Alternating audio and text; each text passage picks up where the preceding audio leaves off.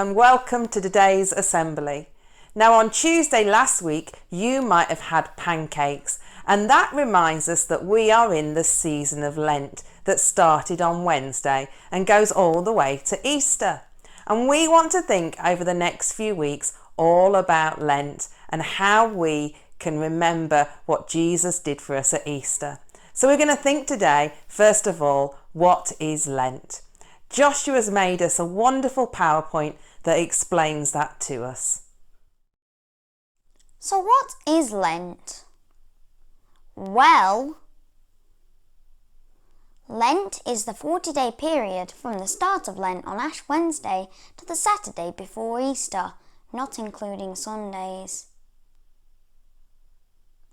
Lent means spring, and Christians use this time to have a spiritual spring clean and also to spend more time with God. The 40 days remind us of the 40 days Jesus spent in the wilderness fasting, praying, and listening to God the Father.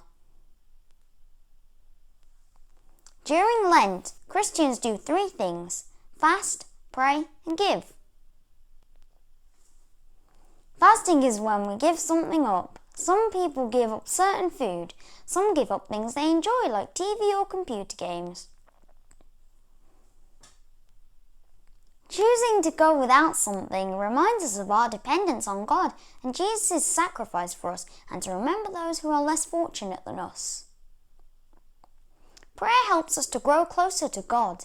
We can ask God to forgive us when we do things wrong and to help us be better at showing Jesus' love to the world. What God gives us isn't supposed to be kept for ourselves, but to share with others, especially those in need, just like Jesus did. Lent reminds us to share and give what we can. Lent helps us to think about how we can create a more just world. By giving our money, time, or talents, we grow closer to God, and it helps us to become more mindful of how God is working in our lives. Jesus was baptized by John, and God showed John that Jesus was his chosen one. Then Jesus was led by the Spirit into the wilderness among the wild animals. Oh, hey there, friend.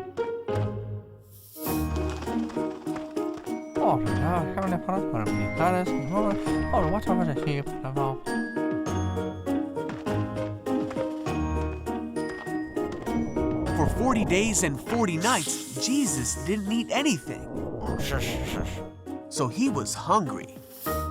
Satan came to him and said, "Hey, if you are the Son of God, tell these stones to become bread." Jesus knew God's word, and so he answered, "No, the word of God says people don't live by bread alone, but by every word that comes from the mouth of God." And so Jesus passed the first test. Then Satan took him to Jerusalem and said, "If you are the Son of God, jump off. Oh, what? For the word of God says he will order his angels to protect you, and they will hold you up with their hands so you won't even hurt your foot on a stone." Wait. But Jesus said, "The word of God also says you must not test the Lord your God." No. And so Jesus passed the second test. So Satan took him to the peak of a high mountain and showed him all the kingdoms of the world and all their glory. Satan said, "I will give it all to you if you kneel down and worship me." But Jesus said, "Get out of here, Satan, for the word of God says you must worship the Lord your God and serve only him." Then Satan went away, and angels came and took care of Jesus. And so Jesus passed the third and last test.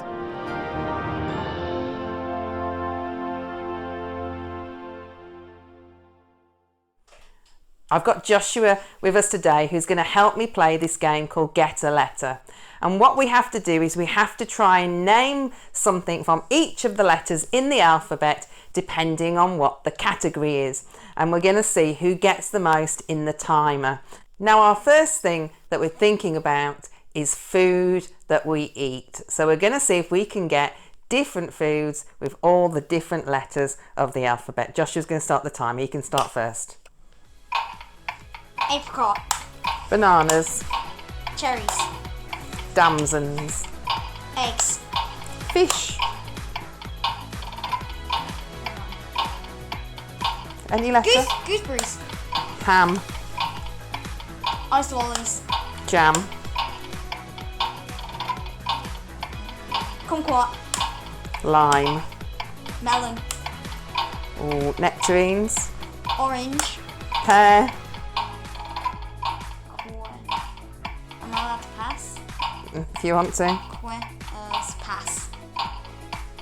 You can carry it. You don't have to do that letter though. R. T. You know? Hang on, no. U. Raspberries, Oh, strawberries.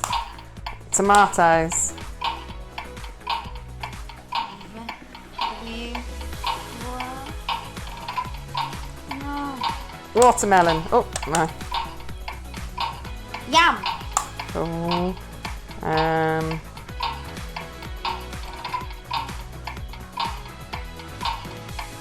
zucchini, if you're American.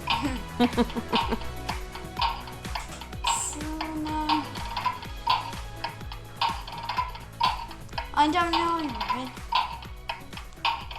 Vegetables? Yeah. Vegetables. Oh, okay. Let's see how many we've got. 1, 2, 3, 4, 5, 6, 7, 8, 9, 10, 11 for you. And 1, 2, 3, 4, 5, 6, 7, 8, 9, 10, 11, 12 for me. Excellent. I did cheat though, didn't I, having an American word? But there you go. Let's put them back then. Okay. It doesn't have to be A to Z, though we did go pretty much A to Z that time. Very much. Yeah. This time, messages. round 2 is things that you might give up for Lent. Okay. Playtime. Food. Chocolate. Oh. Video games. Basketball. Sugar. Raspberries. Television. Eggs. I don't know. You want to jump in on one? Yeah. Hang on. What was I going to say? Lemons. Lemons? Yeah, you might give up lemons if you really like lemons. And you're Hobbies.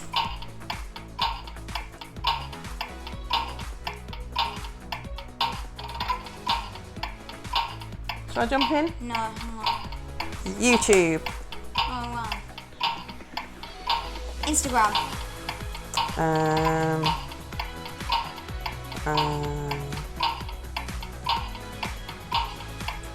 Oh, I don't know.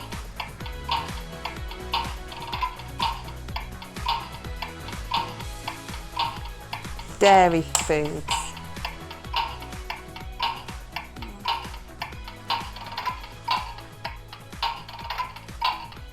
Unhealthy foods.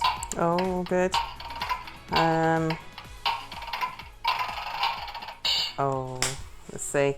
1, 2, 3, 4, 5, 6, 7, 8 for you, and 1, 2, 3, 4, 5, 6, 7 for me. even. We're even that time. 1-1. Fantastic. Thank you, Josh, for helping me with the game.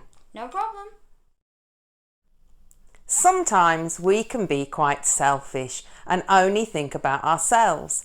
And this is one of my favourite stories. This story is called 6 Dinner Sid, and it's all about a black cat who's quite greedy. You know, when we think about fasting or giving something up, this isn't something that Sid would want to do at all. So I'm going to tell you his story this morning. Now, Sid lived at number 1 Aristotle Street. You can see him sat there. He also lived at number 2, number 3, number 4, number 5 and number 6. He lived in all of those houses. On the pictures you can see him climbing into each of those houses. Sid lived in 6 houses. so that he could have 6 dinners. Each night he would slip out of number 1, where he might have had chicken, into number 2 for fish, onto number 3 for lamb, mince at number 4, fish again at number 5, and rounding off at number 6 with beef and kidney stew. Does your cat do that? Does he go to all of those different houses? Since no one talked to their neighbours in Aristotle Street, no one knew what Sid was up to. They each believed the cat they fed was theirs and theirs alone. Naughty Sid, what's he doing? But Sid had to work hard for his dinners. It wasn't easy being 6 people's pet. He had 6 different names to remember and 6 different ways to behave. When he was being Scaramouche, Sid put on swanky airs. You can see him there, all being proper, can't you? As Bob, he had a job. What's he doing? He's looking for the mice, isn't he? He was naughty as Satan, messing with everything. And silly as Sally, as Sooty, he smooched. You can see him round his neck of his owner. But as Schwartz, he had to act rough and tough. Look at him there, chasing that dog. All this work sometimes wore Sid out, but he didn't care as long as he had his 6 dinners. And besides, he liked being scratched in 6 different places and sleeping in 6 different beds. He's having a wonderful time, isn't he? Really enjoying himself. In fact, life in Aristotle Street was just about perfect for Sid until... what's happened? One cold, damp day, he caught a nasty cough. The next thing he knew, he was being taken to see the vet. Poor Sid.